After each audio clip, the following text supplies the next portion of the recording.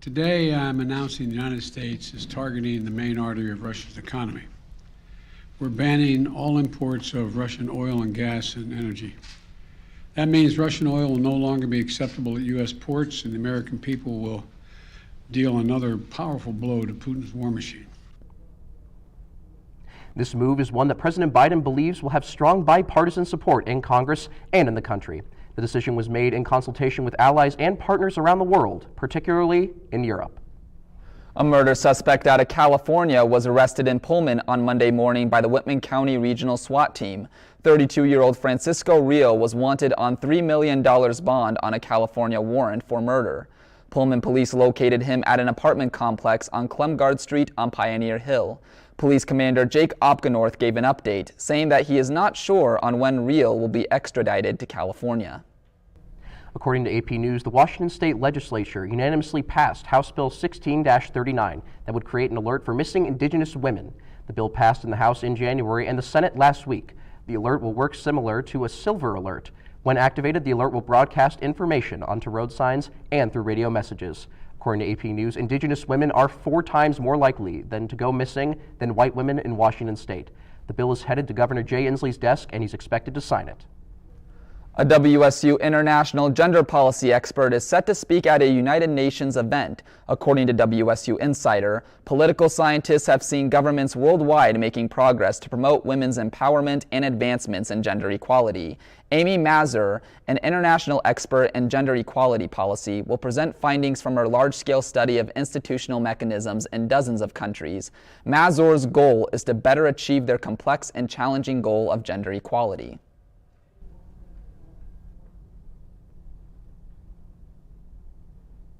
Today is International Women's Day, and there will be special tours at the Jordan Schneitzer Museum of Art in observance of this year's theme, Break the Bias. Our reporter Catherine Jones is live at the museum to tell us more. Catherine? Yeah, that's right, Connor. The museum will be giving a free tour tomorrow at 1 p.m. of Mirror, Mirror, the Prince of Alison Saar. Saar is known for her powerful sculptures and printmaking. Her work is influenced by African, Latin American, and Caribbean spirituality and folk art. Her work has also become a really powerful symbol for exploring issues of gender, race, history, and heritage. The exhibit features nearly 50 prints as well as 5 sculptures, and it's going to be on display here at the Art Museum through March 12th. I actually had a chance to check out the exhibit earlier today and really enjoyed it. If you're interested in learning more about the artist or the artwork on display, you can visit the Art Museum's website. Reporting live, I'm Catherine Jones. Back to you at the desk.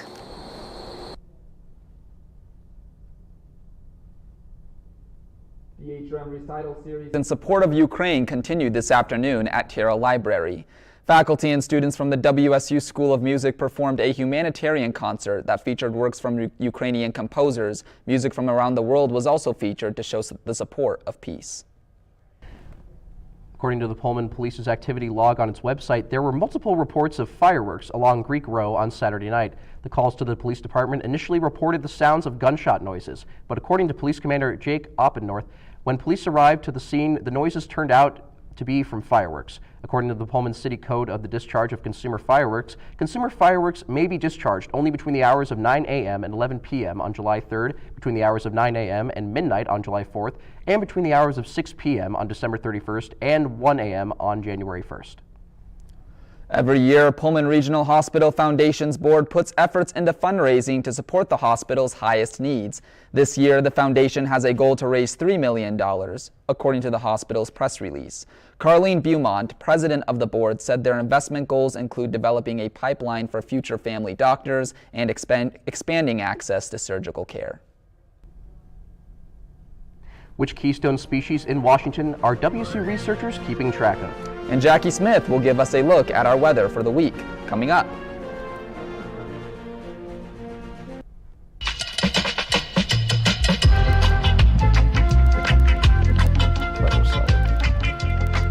That wasn't that good.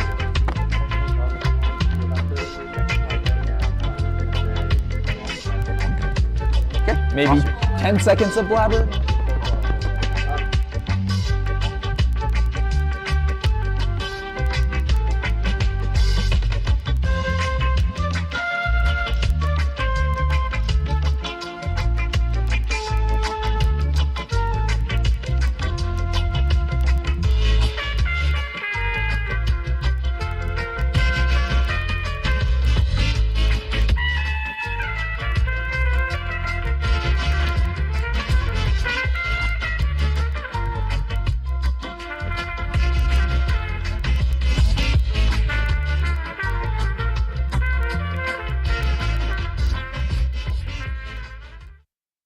The Whitman County Library recently announced that they collected over $3,000 worth of donations for its Food and Fines drive. According to Pullman Radio, only 5% of donations were attached to waiving of library fines. The library staff thanked the 72 participants who helped.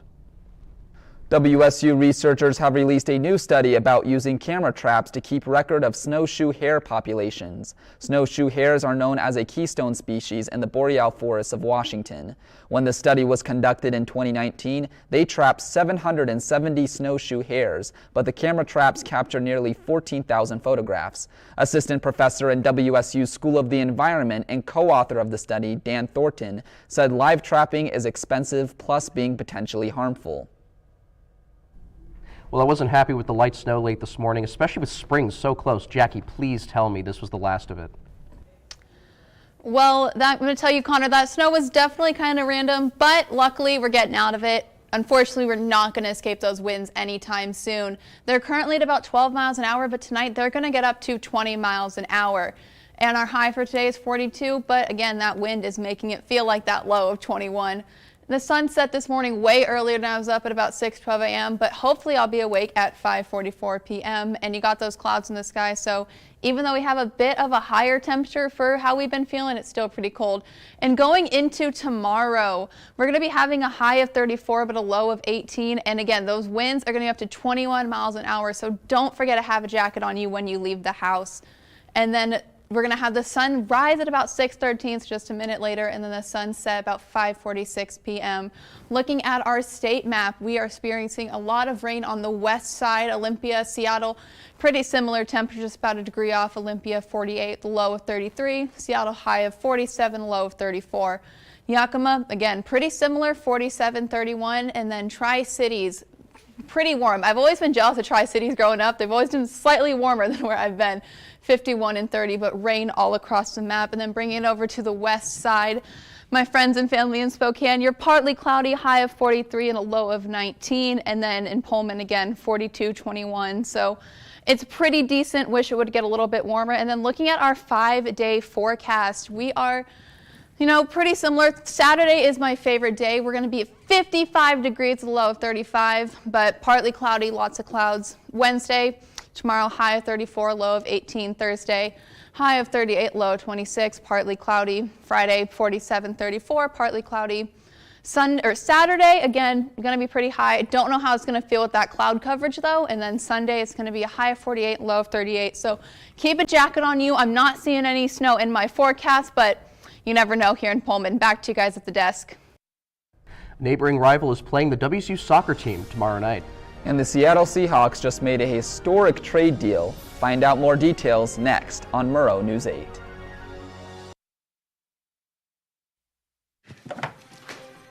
Days, months, Hey, I'm Jim from across the street. years, I'd like to give you this. a lifetime can rush by without realizing what we're missing. We lose some of the best moments, some that may never repeat, Come on. or detach from people around us. Our loved ones grow used to this pattern, but it doesn't have to be that way. We have a choice to take action.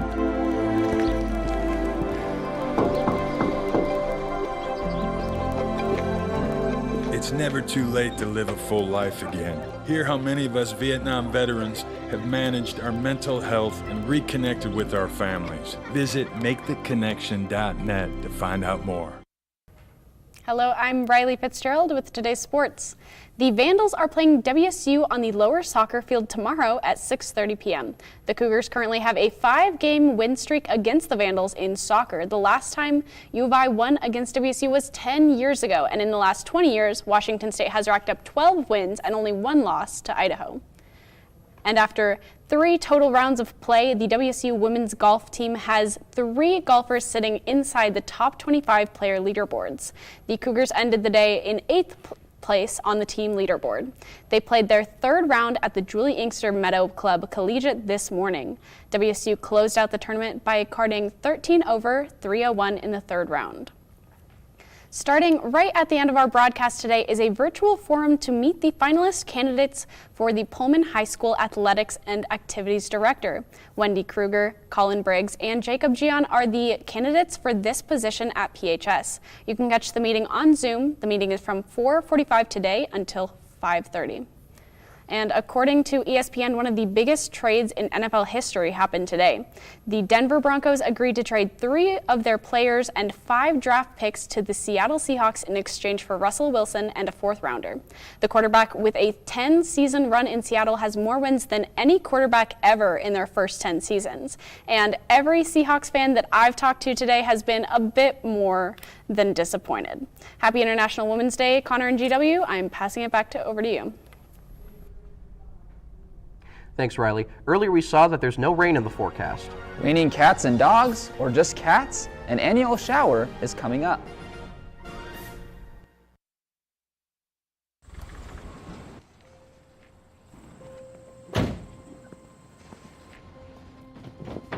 Dad, they took over my bedroom. Come on, come on.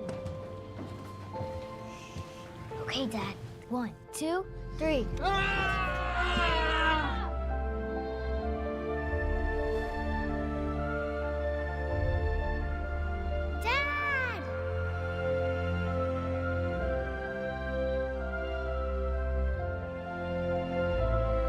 You saved me.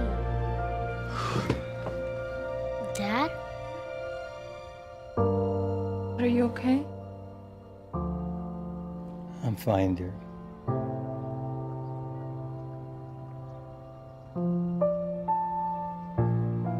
Your hero needs you now, and AARP is here to help.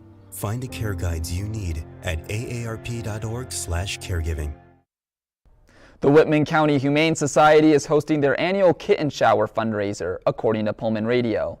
The fundraiser will be continuing until March 19th. The Humane Society will have donation bins placed inside Pets Are People Too, Pups and Cups, and their cat building. Items can be sent to them directly from their Amazon and Chewy wish list.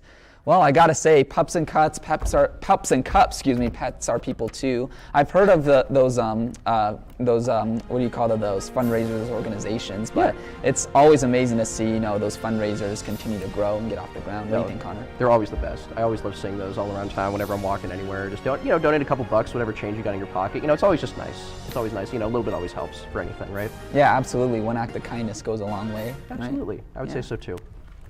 Thanks for watching. If you missed anything in this or any of our previous newscasts, you can always watch us on our YouTube channel. More info can be found on the Murrow News 8 website, and you can follow us on Facebook, Twitter, Instagram, and TikTok. Have a good night.